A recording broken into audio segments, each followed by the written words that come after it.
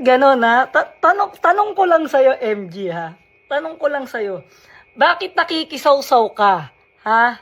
Bakit nakikisawsaw ka? Hinahanapan mo na naman ako ng butas para tirahin mo na naman ako dyan sa YouTube mo na alam mo, kapag mukha ko ginamit mo, magiging pera. Magiging pera. Magiging pera. Okay mga kapenyo, pag-usapan naman natin itong mensahe neto ni Wamos dito nga kay Maagago at Smaglas. Na kung saan sinabi nga ni Wamos dito na sausawero nga raw at pakilamero etong si Maagago. Ano kaya masasabi ni MG rito pagka nakita etong mensahe nga ni Wamos dito? At tara mga kapenyo, huwag na natin matagalin at sabay-sabay natin panoorin dito nga kay Wamos Cruz. Ay, nakikisawsaw na naman? Nakikisawsaw ka? Hindi ka naman kasali? Ha? MG? Diyos mio naman, nakikisaw... Ano? Ay, naku. Bakit gano'n, ha? Tanong ko lang sa'yo, MG, ha? Tanong ko lang sa'yo. Bakit nakikisawsaw ka? Ha? Bakit nakikisawsaw ka? Hinahanapan mo na naman ako ng butas para tirahin mo na naman ako dyan sa YouTube mo na alam mo, kapag mukha ko ginamit mo, magiging pera. Putang ina, medyo matindi ang mensahe ni Wamos dito na ginagamit nga raw yung mukha niya no dito sa YouTube channel neto ni Maagago. Dahil alam ni Maagago raw na pera etong si Wamos. Na kung saan alam naman natin si MG mga kapenyo talagang nagbago na. At dito sa social media, lahat ng mga binabanata ni MG yung mga nakikita lang niya na nagkakamali. O yung mga tipong mga gumagawa ng kababalagan, gaya kila King Lax at sa mga iba pang influencer na gumagawa ng mga katarantaduhan o kagaguhan, even though na sinasabi nila na tumutulong sila, pero sa likod ng yun, may mga kapalit pala yun. So, yun yung mga ginagawa ni MG sa ngayon. So, dito, sinasabi nga ni Wamos na nakikisawsaw daw etong si Maagago. I don't think na nakikisawsaw mga kapenyo kasi una naman kasi nag-trigger nito talaga si Wamos at ang kanyang kapatid na si Kenji ba mga kabayo, hindi ako nagkakamali. Talagang sinabi nila doon na ito nga raw si Smaglas hindi nga raw nila maintindihan yung speed drop at pangalawa binuhat nga lang daw ni Curse One at ni Flick G. Na kung saan hindi lang naman si Maagago ang nag-react. Napakadami po kahit po yung hip-hop community nag-react at nagalit din dito kay Wamos. Bakit wala ka na bang pera? Pera ba? Bakit Christmas ba ngayon? Dahil Christmas ngayon? Dahil kailangan mo ng pera? Dahil Christmas ngayon?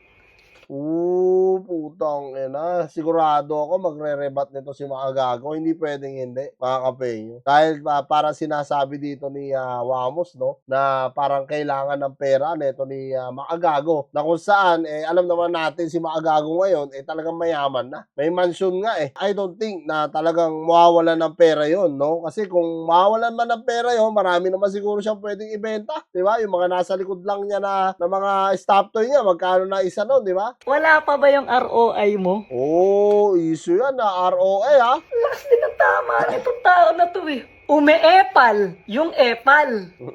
Diba? Nakiki-epal.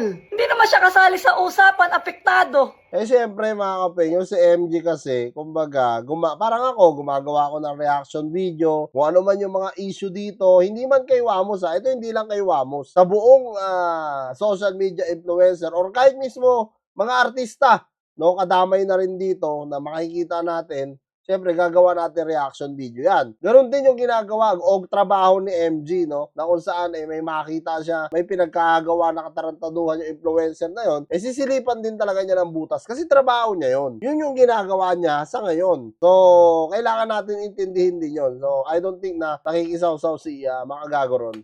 Hoy, sa usapan rap scene, hindi ka kasali. Yon, na-straight na ni Wamos. Usapang rap scene, hindi na rap scene. Ang lupit mo talaga, Wamos.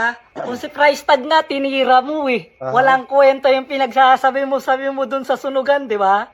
Tapos ngayon, naggagaganyan-ganyan ka, tapos sasabihin mo, joke lang yung sasabihin mo dun. Tapos, okay, so parang binalikan na no yung issue about price tag at Maagago nung araw dito. sa akin, bandang huli, ganun lang yung reaction ko. Sasabihin mo, totoo, pag kay Wamos, totoo. Upal din ata to eh. So parang sinasabi ni Wamos dito, sinisiraan siya neto ni Maagago na kung saan yung pangalan niya masisira, malulubog, yung pangalan naman ni MG babango sa mga tao. Yun yung pagkakaintindi ko mga kapenyo ha. Ako, sa totoo lang nananahimik naman na ako.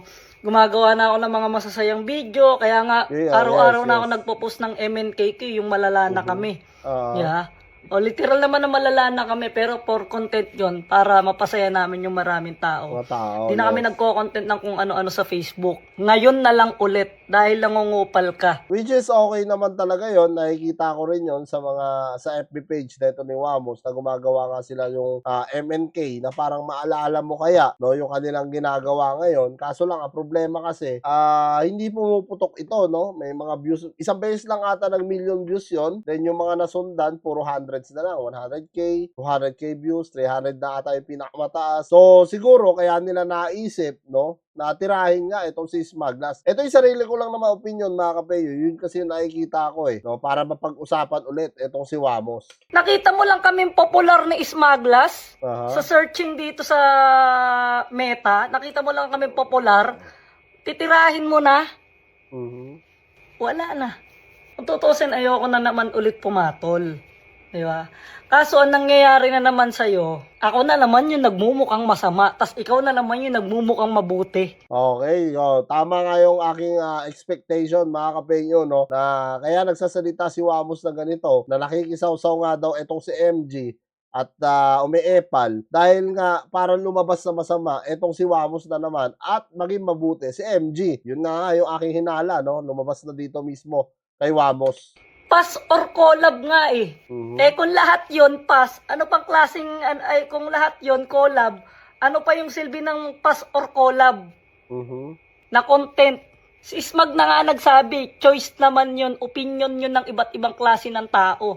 Although hindi man ako yung nakakaintindi, pero marami din hindi nakakaintindi. Siyempre may mga tao rin na nakakaintindi ng mga sinasabi nila. Wala namang problema dun sa naging opinion ni Wamos. Sa totoo lang real talk, wala naman po talagang problema ron. Ang naging problema lang doon, yung dinugtungan pa niya, no, na sinabi niya wala nga raw siyang maintindihan sa speed drop ni Smaglas. At pangalawa, ito yung pinakamatindi, yung pangalawa, yung sinabi niya na binubuhat nga lang daw ni Flick G at ni Curse One etong si Smaglas kaya sumikat. Yun po yung pinaka talagang na-trigger no, yung mga fans ni Smaglas. Dahil kung binuhat lang si Smaglas do sa kanta nilang Nakakamiss Lang kasi, hindi naman po makukuha ng Batang Quiapo yan, ng Chakra, no? Kumbaga, yung mga tinayo nila, katulad ng 187 Mobsta, di ba? Napakadaming mga grupo ni Smaglas na napasikat nila eh. So kung hindi naiintindihan, bakit pasisikat yun? No, paano kung hindi natin naiintindihan lahat bakit pasisikat yun, di ba? Ito, feeling mo naman naintindihan mo. Totoo sa iyo, ako naman pahabain to. Sadyang nagkukupal lang yung isa rito. Kahit hindi naman kasali dito, nakikiisyoso ang gago. Total, malupit din ang rebat ni Wamos dito Simple pero may panusok